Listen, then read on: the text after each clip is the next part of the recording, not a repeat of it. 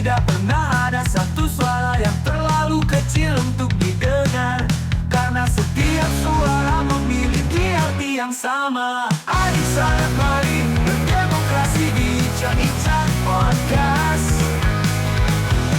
Adik sanak mari berdemokrasi di Icak-Icak Podcast. Assalamualaikum warahmatullahi wabarakatuh. Selamat siang, salam sejahtera untuk kita semua. Kembali lagi di Icak-Icak Podcast, ruang bincang tempat kita mengulik dunia kepemiluan dari berbagai narasumber-narasumber yang berkompeten dan berpengalaman di lapangan. Nah, teman pemilih, kita tahu bersama bahwa pemilu itu nggak cuman soal hari H pencoblosan aja, tapi pemilu itu bagaimana cara kita tetap memastikan demokrasi kita itu berjalan dengan sehat, adil, terbuka, dan bertanggung jawab. Nah, tema kita hari ini penting banget untuk dibahas, yaitu refleksi pemilu tahun 2024 di Kota Bengkulu. Teman-teman, hari ini kita kedatangan narasumber yang tentu sudah tidak asing lagi. Beliau adalah salah satu komisioner KPU Kota Bengkulu yang saat ini membidangi divisi hukum dan pengawasan. Langsung aja kita sapa Bapak Anggi Stephensen. Selamat datang Pak Anggi, selamat siang. Selamat siang, Assalamualaikum warahmatullahi wabarakatuh. Waalaikumsalam warahmatullahi wabarakatuh. Terima kasih sudah hadir di studio podcast KPU Kota Bengkulu.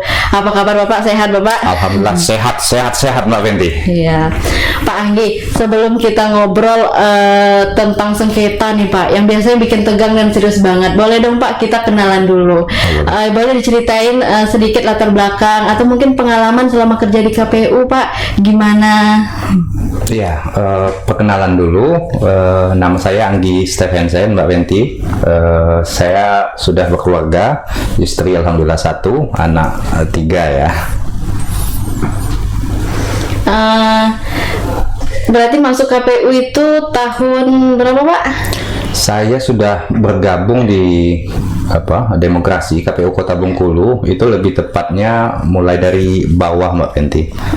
Saya diberikan amanah waktu itu di 2015 ya sebagai ketua PPS tingkat kelurahan dia. PPS. Kelurahan Tengah Padang. Alhamdulillah 2 periode pemilihan legislatif dan eksekutif berjalan dengan baik.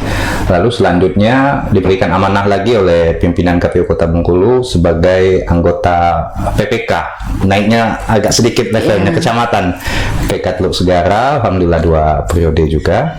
Dan yang terakhir saya bismillah ikhtiar mencoba dan alhamdulillah diberikan amanah sebagai anggota KPU Kota Bengkulu. Iya, menarik sekali ya Pak, karena dari bawah, dari PPS terus ke ketua PPK.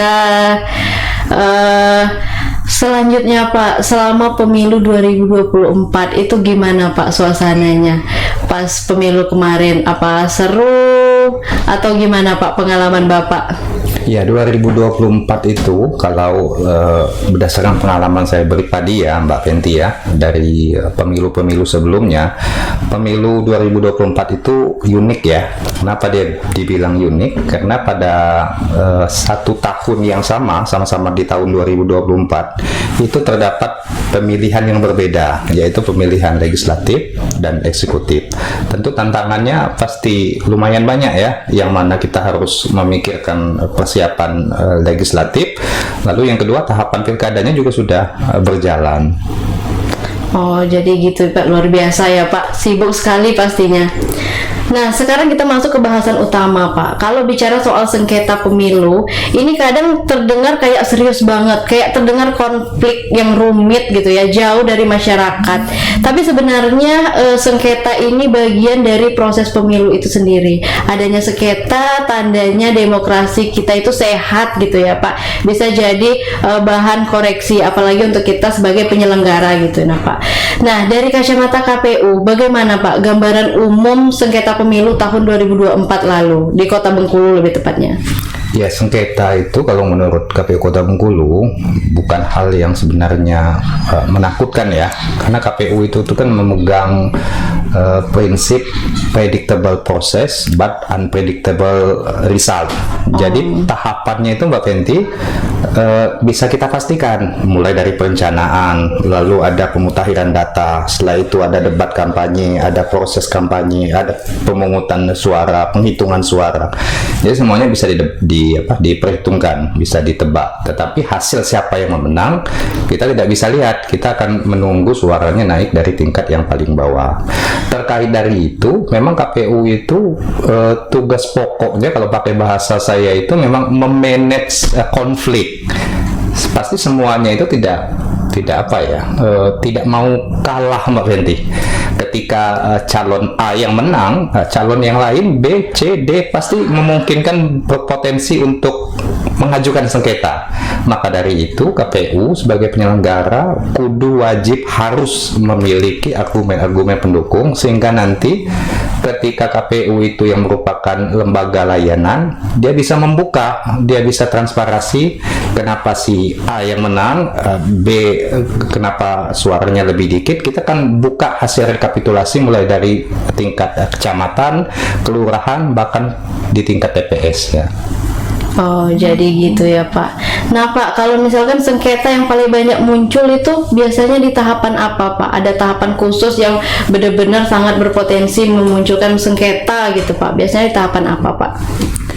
Kalau di tahapan kampanye ya, itu biasanya mohon maaf banyak dan rutin biasanya, karena tim-tim kampanye itu kebanyakan mungkin unprocedural ya, tidak memasang alat peraga kampanyenya di tempat yang sudah disiapkan, tetapi tidak terlalu dilematik.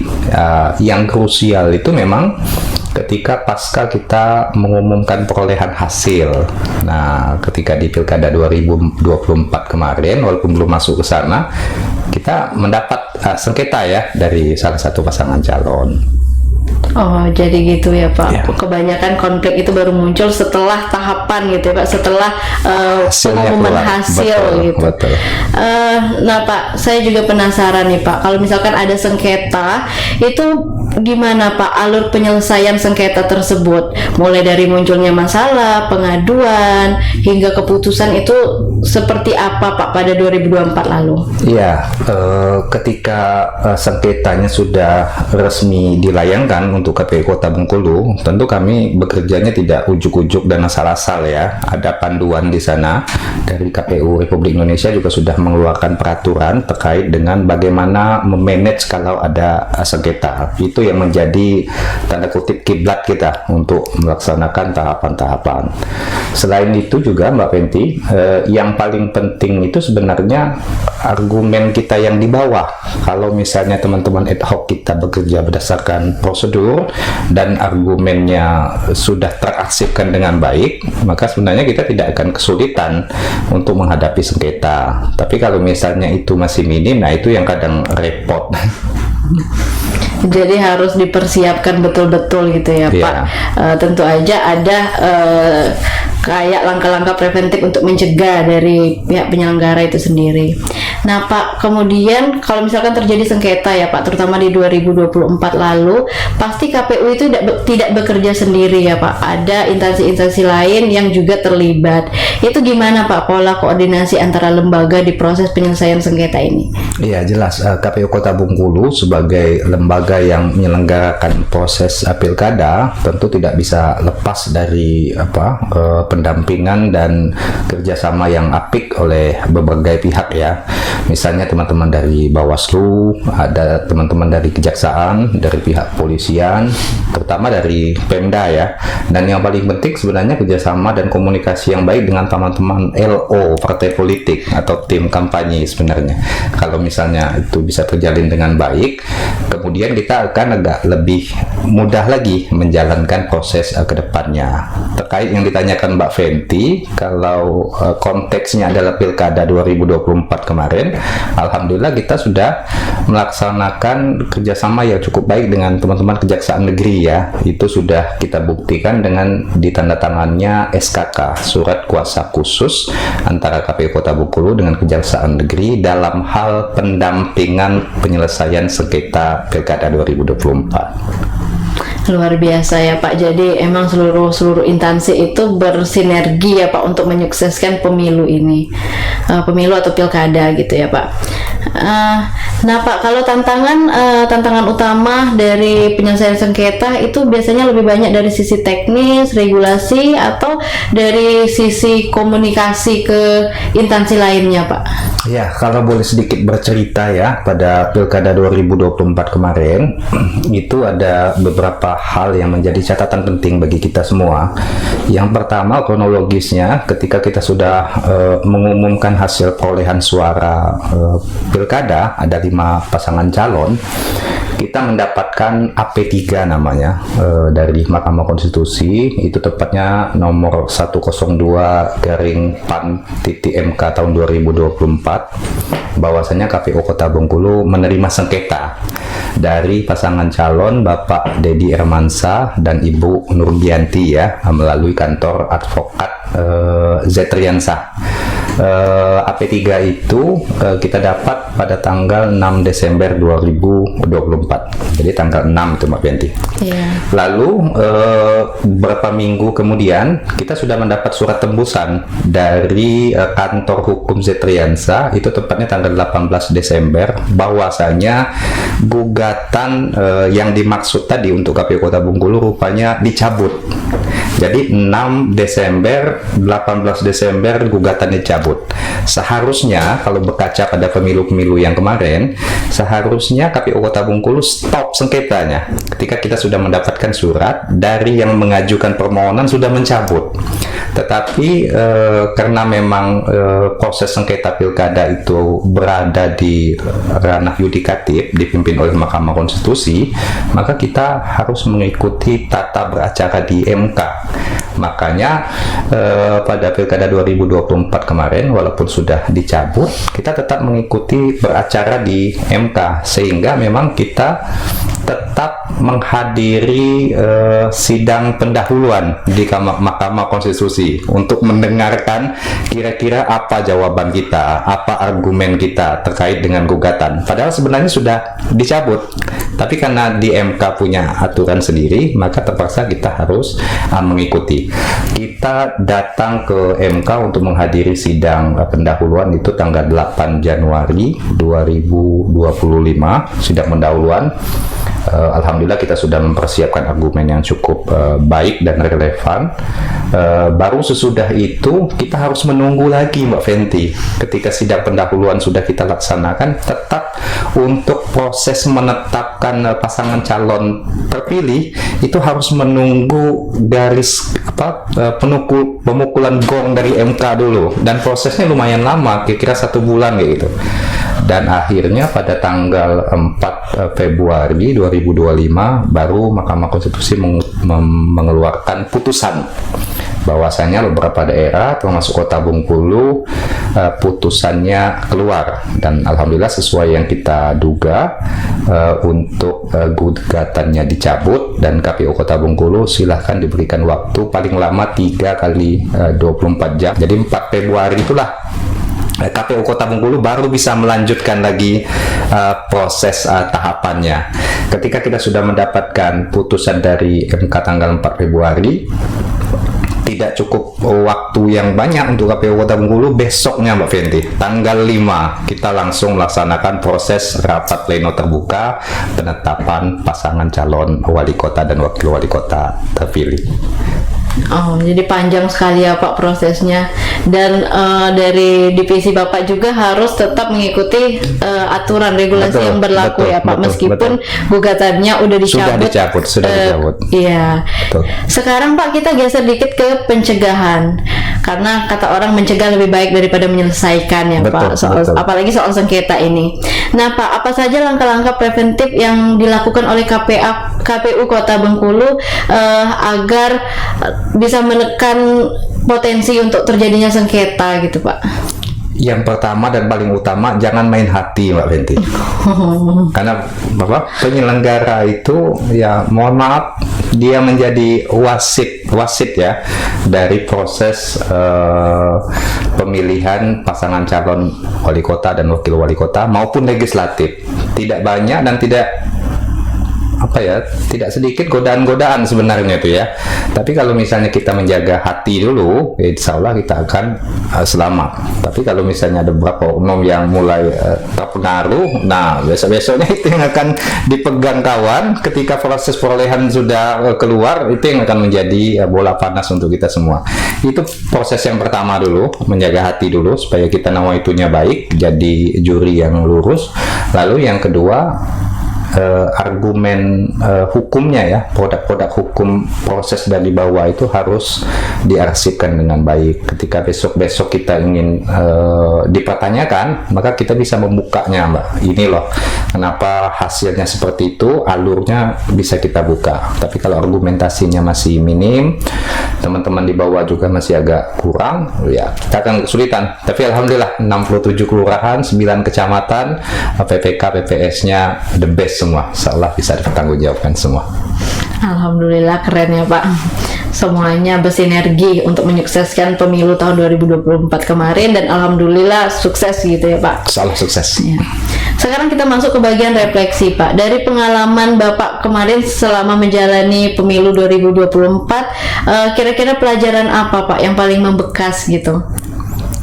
Ya, yang pertama memang kami KPU Kota Bengkulu kan badan yang hierarkis ya Mbak ya. Ketika dia sudah diputus tahapannya dari pimpinan kita KPU Republik Indonesia, kita tentu akan melaksanakannya. Tetapi kalau boleh refleksi ya, lumayan berat juga sebenarnya Mbak ketika kita melaksanakan di tahun yang sama pemilu sekaligus pilkada ya.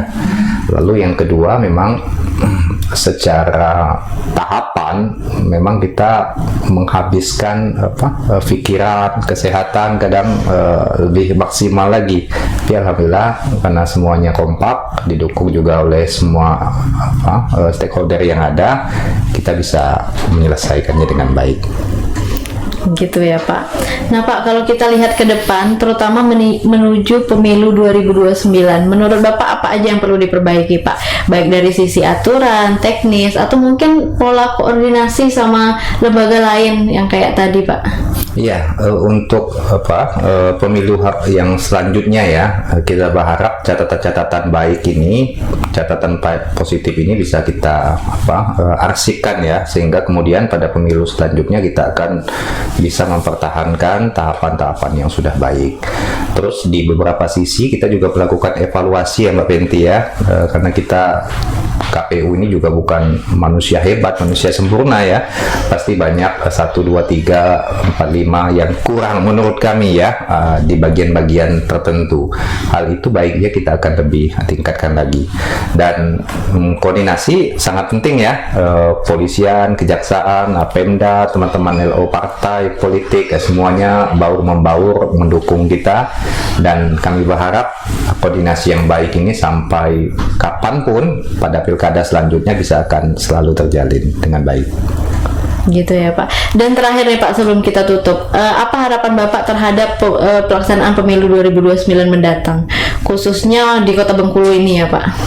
Ya, terkait dengan pemilu pilkada ke depan, sekali lagi KPU masih menunggu ya apakah kebijakan dari pimpinan kita, karena teman-teman mungkin yang dengan isu yang terbaru ya, ada putusan MK 135, KPU Kota Bengkulu sifatnya menunggu ya, karena kita lembaga yang hierarkis, apapun yang diputus seolah kita akan ikuti. Dan kami berharap pada pemilu yang selanjutnya, walaupun mungkin akan berubah formatur misalnya kepemimpinan dari orang-orang yang sebelumnya, selagi memang kita bisa menjaga hati ya. Lalu yang kedua, dalam kegiatan tahapannya bisa diarsipkan dengan baik apa-apa data-data yang kita pegang, semuanya insya Allah kita akan bisa selesaikan dengan baik Mbak Finti. Ya Pak, nah kalau pesan untuk masyarakat Pak sebagai peserta pemilih, apa Pak harapannya ke depan untuk pemilu 2029? Ya, kami berharap pemilih khususnya di Kota Bengkulu yang pertama meningkatkan lagi ya tingkat partisipasinya. Walaupun KPU Kota Bengkulu kemarin secara sejarah sudah mencatat angka partisipasi yang meningkat, tapi kami berharap untuk seluruh pemilih yang ada di Kota Bengkulu bisa bersemangat untuk mengikuti kegiatan di TPS pada hari H-nya nanti dan menyumbangkan satu suara, karena satu suara itu sangat berarti, Mbak Fenty. Iya Pak, satu suara sangat berarti ya. Iya. Terus Pak, kalau misalkan untuk kita sendiri sebagai penyelenggara Pak, ada pesan dan ininya nggak Pak, harapannya nggak Pak untuk pemilu mendatang Pak? Ya, kalau dari penyelenggara, yang pertama kita lembaga hierarkis tadi, Mbak ya. Saya tidak boleh bersuara secara pribadi. Kita masih menunggu kira-kira apapun kebijakan ke depan kita akan ikuti. Tapi kami berharap memang pada pilkada selanjutnya apa saja yang poin-poin masih dirasakan kurang dan tidak efisien bisa kita hilangkan, dan hal-hal yang sudah menurut kami sudah sangat bagus itu bisa dipertahankan. Luar biasa ya Pak Anggi. Terima kasih banyak Pak Anggi sudah hadir, sudah meluangkan waktu. Terima kasih untuk wawasan yang sangat berharga, luar biasa sekali. Semoga podcast ini bisa menjadi bahan refleksi dan juga edukasi bagi masyarakat agar semakin paham demokrasi bukan hanya urusan penyelenggara, tapi tanggung jawab kita semua ya Pak. Terima kasih untuk teman pemilih sudah menyimak podcast pada siang hari ini. Jangan lupa follow Instagram, Facebook, dan YouTube KPU Kota Bengkulu untuk informasi-informasi kepemiluan dan partisipasi masyarakat. Sampai jumpa di episode selanjutnya. Saya pamit undur diri. Wassalamualaikum warahmatullahi wabarakatuh. Waalaikumsalam.